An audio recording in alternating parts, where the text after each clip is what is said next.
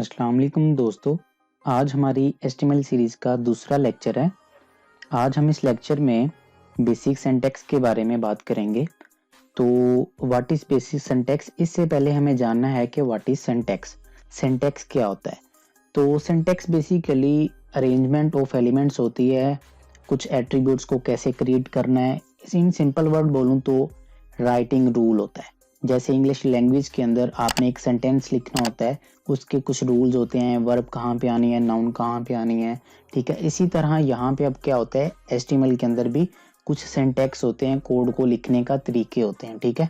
तो हम इंशाल्लाह वन बाय वन इसको देखते हैं। ओके, तो अब हम देखेंगे कि टैग्स क्या होते हैं HTML के अंदर। बेसिकली जो टैग्स होते हैं HTML के अंदर, जितना भी कोड लिखा जाता है वो सारा टैग्स के अंदर ही लिखा जाता है। तो एक टैग्स की कैसे आइडेंटिफाई कर सकते हैं कि ये एक टैग है, तो उसको आइडेंटिफाई करने के लिए आपको उसके स्टार्ट में और एंड में एंगल ब्रैकेट लाजमी मिलेगी।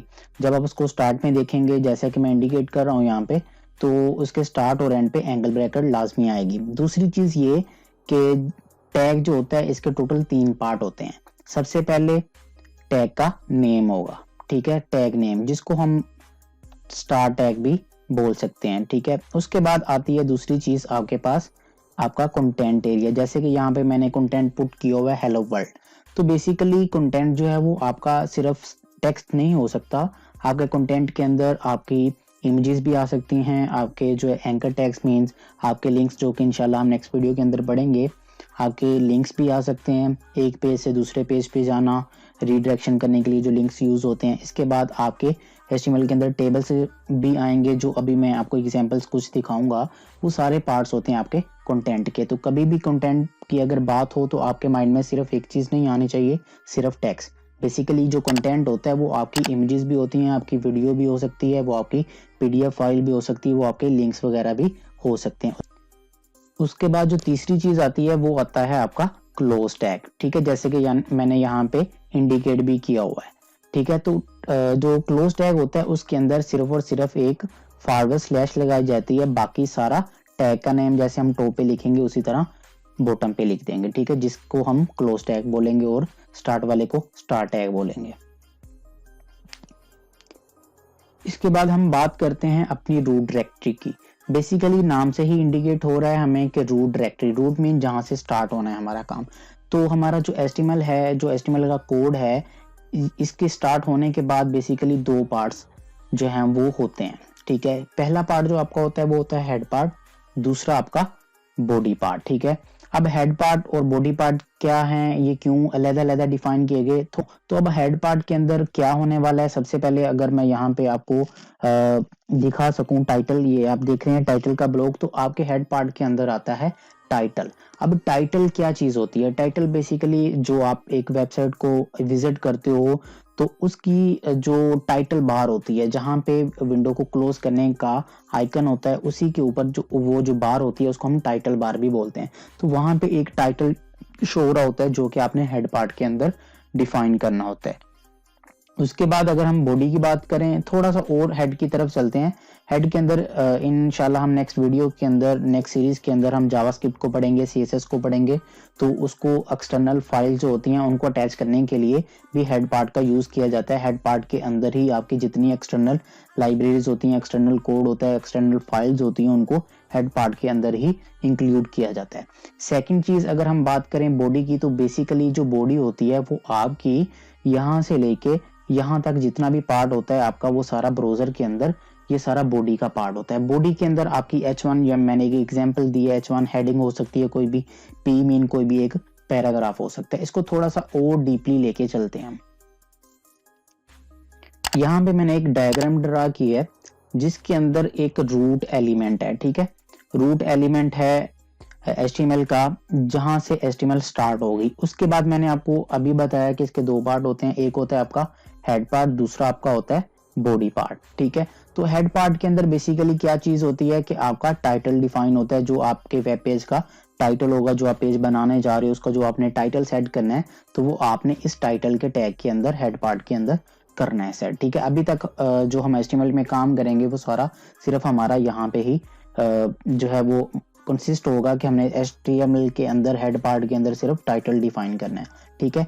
नेक्स्ट जब हम इंशाल्लाह CSS पढ़ेंगे, जावास्क्रिप्ट पढ़ेंगे, उनकी लाइब्रेरीज को प्रैक्टिकली अटैच करेंगे, उनकी जो एक्सटर्नल CSS का कोड्स होगा उसको सारे को अटैच करना है, तो वो सारा हम हेड पार्ट के अंदर अटैच करेंगे। उसके बाद दूसरी चीज आ जाती है आपकी बॉडी। तो बॉडी जो एलिमेंट होता है, एलिमेंट का जो दूसरा नाम है वो टैग है। टैग और एलिमेंट ऑलमोस्ट ये सेम ही चीज होती है, थोड़ा सा और डीपली नेक्स्ट लेक्चर्स में हम इंशाल्लाह इसको कवर करेंगे। फिलहाल के लिए आप एलिमेंट और टैग को एज अ एक एलिमेंट भी बोल सकते हो, एज अ एक टैग भी बोल सकते हो, ठीक है। तो अभी हम बात कर रहे हैं बॉडी की। तो बॉडी के अंदर आपका कोई पैराग्राफ का टैग हो सकता है, ठीक है, कुछ फिर देन यहाँ पे कोई कंटेंट हो सकता है, उसके बाद ये क्लोज टैग हो सकता है। तो होप करता हूँ आपको HTML की जो बेसिक स्ट्रक्चर है, बेसिक जो है वो रूट एलिमेंट है, ये आपको समझ आ गया होगा।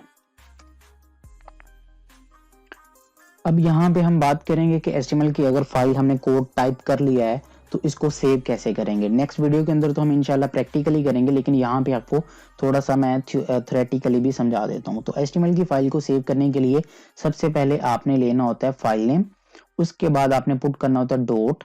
फिर आप जब आप सेव करने लगते हैं तो आपको वो क्वेश्चन करती है विंडो एक्सप्लोरर, जो विंडो बार आती है आपके पास कि फाइल को कैसे सेव करना है। तो वहां पे आपने फाइल का नेम टाइप करना होता है। आप कोई भी नेम टाइप कर सकते हैं। उसके बाद फाइल नेम को भी हम वेब पेज नेम भी बोल सकते हैं कि हमारा होम पेज है, हमारा अबाउट अस का पेज है, हमारा कॉन्टेक्ट अस का पेज है। इसके बाद आपने एक डॉट लगाना है और डॉट लगाने के बाद आपने लगाना है HTML। ये क्या चीज होती है, बेसिकली ये आपकी एक्सटेंशन होती है। एक्सटेंशन मीन्स कि आपकी फाइल की टाइप, अगर आपको एग्जांपल दूं तो आपकी जो इमेज होती हैं वो PNG टाइप की भी होती हैं, JPG भी होती हैं, ठीक है। इसके बाद अगर हम वर्ड की फाइल की टाइप करें तो वर्ड टाइप भी होती है, मतलब डॉक टाइप भी फाइल की टाइप होती है। इसके बाद हमारे पास PDF फाइल्स आ जाती हैं। अगर ऑडियो वीडियो में भी हम देखें तो MP4 वगैरह, ये सारी एक्सटेंशंस होती हैं, बेसिकली फाइल्स की टाइप होती हैं। ओके, नेक्स्ट जो बेसिक टेम्पलेट होता है। बेसिक टेम्पलेट क्या होता है कि HTML का जो कोड है जिसके अंदर जो मैंडेटरी चीजें हैं वो ये आपका बेसिक टेम्पलेट होता है। ये आपकी चीजें आनी ही आनी है।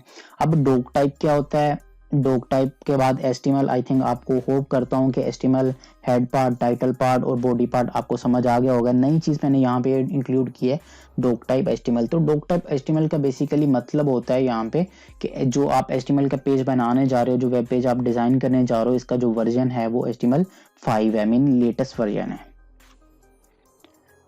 इसके बाद मैंने कुछ एग्जाम्पल्स लिखे हैं जो हम नेक्स्ट लेक्चर्स में इंप्लीमेंट करेंगे, अपना कोड जो है वो राइट करेंगे और उनकी आउटपुट मैंने एक साइड पे जो कि हमें ब्राउजर के अंदर डिस्प्ले होगी। तो यहाँ पे लेफ्ट साइड पे जो मैंने कोड लिखा है ये वाला सारा, इस कोड को लिखने के बाद फाइल को सेव करने का जो तरीका बताया मैंने आपको, वो सेव करने के बाद जो आपके पास ब्राउजर में अगर फाइल को ओपन करेंगे तो इस तरह से आपके पास आउटपुट आएगी। ये एग्जाम्पल नंबर 1 थी। इसके बाद हम एग्जाम्पल नंबर 2 को देखते हैं। तो यहाँ पे एग्जाम्पल नंबर 2 के अंदर मैंने एक इमेज लगाई हुई है, ठीक है। अभी आप थोड़ा सा कंफ्यूज होंगे कि ये पता नहीं क्या चीजें आ रही हैं। तो इंशाल्लाह नेक्स्ट लेक्चर में जैसे जैसे हम प्रैक्टिकली करते जाएंगे एक एक टैग का, तो हर चीज आपको क्लियर होती जाएगी, ठीक है।